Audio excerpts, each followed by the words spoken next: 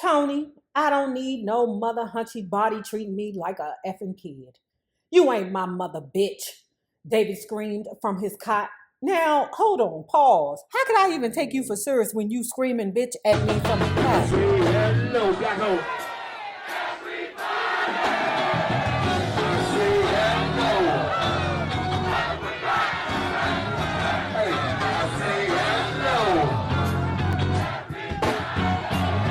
See this fucking win, man. Hey, look, what is your win, babe? What is your win, babe? Well, hello there, love bugs. Hello there, Bellas. If you have not already done so, please remember to like, share to Facebook, subscribe, and visit uptopbeauty.com. Today's looky would be our Gold Coast Wooden Bangle Bundle. I only have 2 sets outside of the set that I have. So if you like it, go on over there and check it out. And if you are not already a part of our book club, please hit the Patreon link below and or the join button here on the YouTube. Now, let's continue to talk about, TT's Deliver Us from Temptation, the tragic and shocking story of the Temptations and Motown. So look, y'all, I don't want to hear none of y'all shiz about, Nay, why you not on camera? We got some shits going on over here, okay? It's not financially, it's physically, okay? I done almost damn near broke my toe off, okay? And my wife going through something right now. So you got to get what you can get, okay? But the good news is that TT contacted me and said that he is open for an interview. Ooh. The temps began arriving in Tampa on Wednesday. Dennis rolled up to the hotel in a white limo with his fiancée, Donna, who was a nurse and a nursing teacher. It didn't surprise me that Dennis had a fiancée even though he was not yet legally divorced from the last Mrs. Edwards. It wouldn't surprise me either. I mean, I would believe that Dennis, tight corduroy pants, Edwards would have ladies lined up waiting to be with him. Eddie was the next to arrive, alone as usual. David was due to arrive from Philadelphia that night, but with David, you never knew. When I arrived at the hotel the next morning, which was the first day of rehearsals, I went directly to David's room, way down at the other end of the hall from everybody else's room. David gave me a big hug and a kiss. He was there with an associate of his from Philadelphia, whom he introduced as Butch, my personal valet. I didn't know what was going on. Butch didn't look like a professional valet to me.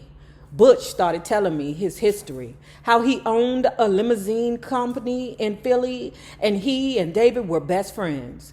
He said he had limos at David's beck and call and that at any time I was in Philadelphia, he would put them at my disposal. Okay, talking about a plug. I was told that for rehearsals, all the entertainers would be sharing this one big hideous team locker room. The former Temptations 3 Dog Night and New Kids on the Block. Of course, the New Kids had an enormous staff and entourage. Yeah, because they was getting that money. They seemed to be basically tightly controlled puppets. And without their babysitters telling them exactly what to do, they would have been lost. They reminded me of the Temptations and some of the other Motown acts in their early heydays. The grooming, the choreography, the isolation, the incredibly controlled situation, the brainwashing, but not the talent. Shit, TT, that was a dig.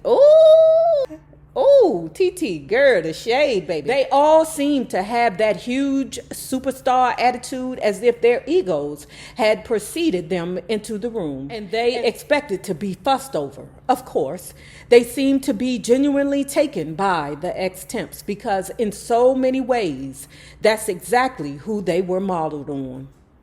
I would agree. As the day progressed, we could all see that David was in increasingly bad shape. He looked and sounded like his asthma was killing him. Even with a baseball cap pulled down low over his head, his collar turned up high around his neck, and those large trademark glasses of his, he looked horrible. People were coming up to me and asking, "What's the matter with David? Or does he have cancer? Does he have AIDS?" I just kept reassuring them, "Oh, he just has an exceptionally bad case of asthma. He'll be fine." I hated that back then. The first thing that people went to was AIDS. A nigga can't have a bad cold. We were informed that the former Temptations would not be part of the halftime show, which would center around New Kids on the Block. The ex-Temps were to be in the pregame show with the 60s group, Three Dog Night. Even worse, the pregame show was not going to be televised. There would be no millions of people watching. We were all quickly discovering that the show had been scripted down to the last detail, so the guys would have no say at all in what they sang. From the moment they got there, they were bossed around, told what to sing, where to stand, when to move.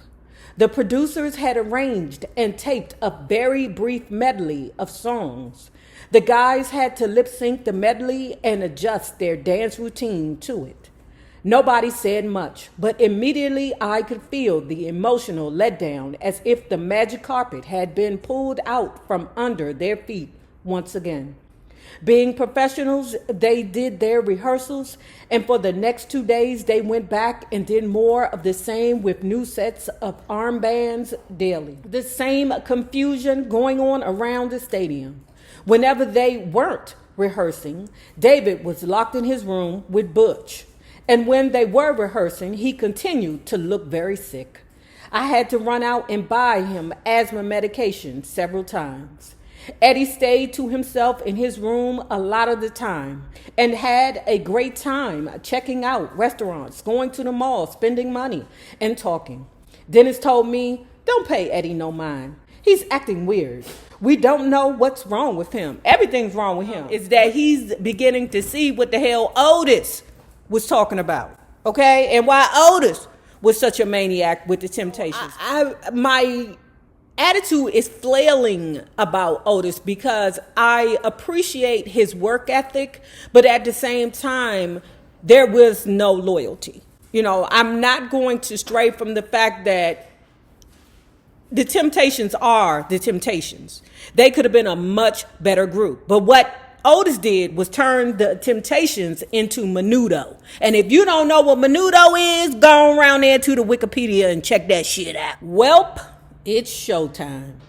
Right on time, I rounded everybody up by the elevator to go down for the evening's first performance. I knocked on David's door. Butch answered. "It's Tony," I said through the door. "Is David ready?" Butch opened the door a crack and stared at me. "David's not dressed," he said. "Let me in." David Ruffin had fallen asleep on a little child-sized cot over by the window. He was curled up in a fetal position and dressed in green surgical scrubs. Butch had obviously claimed the king-sized beds. Look, let me tell you something. That ninja is more than a limo plug, okay? If the great David Ruffin is over there on a cot, curled up and good with being over there on a cot, part of the deal is, okay, you give me what I need, and I'll have you to have all the luxuries afforded to me. Godfather, I told David, you have to get up. Oh, God, I don't know what fucking time it is. Shizz, it'll take me all effing morning to get ready. I've got trouble here, I said to myself. We had to be downstairs in exactly 3 minutes. I gave Butch a look and told David again, you have to get up. The promoter said that you will not be paid unless all 3 of us perform. Eddie will be upset. Fuck Eddie. Fuck the fucking promoter. I'm sick. David is so sick, Butch chimed in.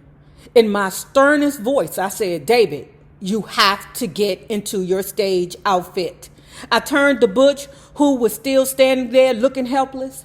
Butch, where are his shoes? Where is his underwear? Lay everything out on the bed for him and get him into the shower. Now, pause, right?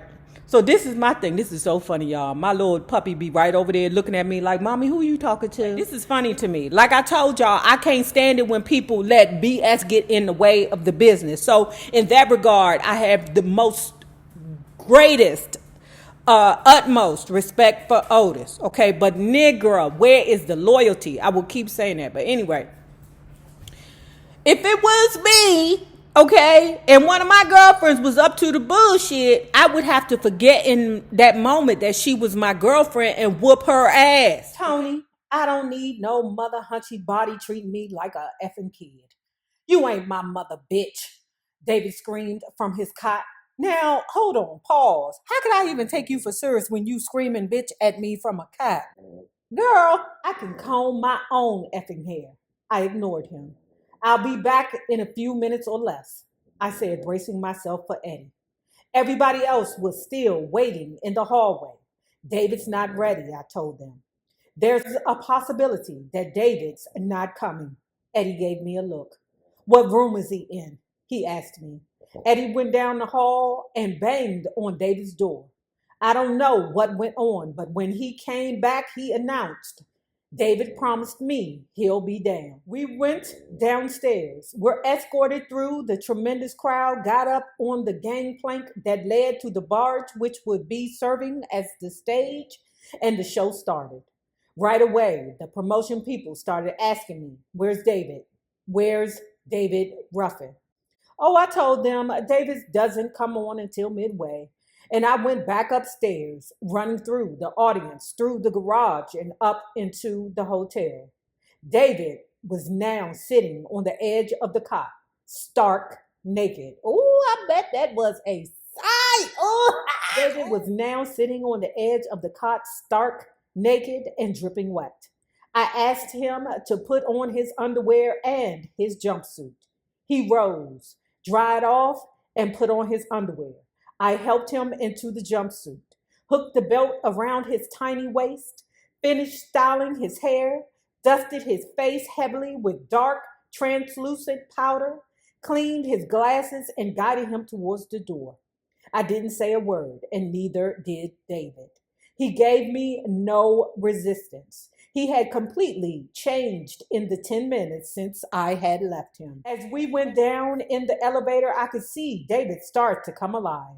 I noticed that he was picking up his tempo, and then he said, Tony, run ahead of me and get me my mic, because the second I get there, I'm going right on stage. David grabbed it from me and sailed out onto the stage in the middle of a number. The audience went berserk. David got through the first show before it came time to go back down for the second show. I went to check on him. Bucci, the bass player, was standing in the hallway. Where you going? I told him I'm going to get my godfather. Baby, your godfather done gone. What do you mean gone? I thought he meant left-handed. I mean, real talk, is David Ruffin. You can't put it past him. Him and that creep that's with him, they went downstairs to the barge. He's good to go. I said, oh God, I hope he's there. Sure enough, we all went back down to the barge, and there was David in a fabulous mood. During the break between shows, we had received a message that Frank Sinatra, who was doing a concert in town, wanted to meet the Temptations. It was all set. Eddie, David, and Dennis could do their second show, rush off the stage, change, and rush across town to catch the end of Sinatra's sellout show. As soon as I heard about this, my brain started clicking. I thought this opportunity was just too good to be true. Even if Frank Sinatra only wanted to shake their hands, at least it was a great photo opportunity. I asked Charles to get the car out of the garage in case any of the others wanted to go along. The second show was over, and everybody was rushing like crazy to change out of their stage clothes and get downstairs to leave, when out of the blue, Eddie, who was in one of his strange moods, decided, F Sinatra. I'm not rushing to go see no Frank Sinatra. That's the Frankie Sinatra. Eddie the Kendricks.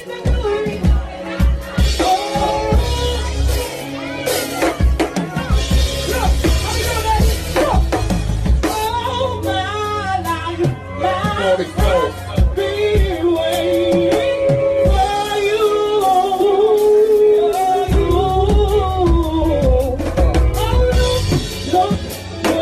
No, how you do.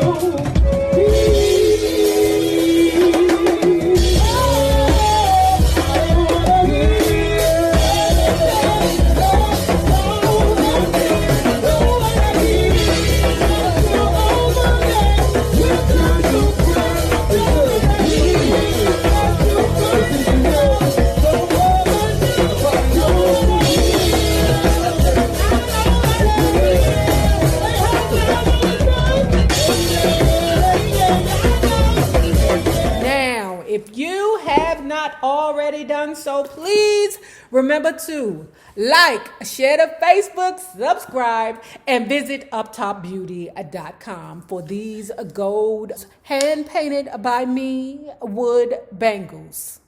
Now remember this. The same people that you meet on the way up will always be the same people that you meet on the way down. My naysayers, my patron loves. You babies, have a good one.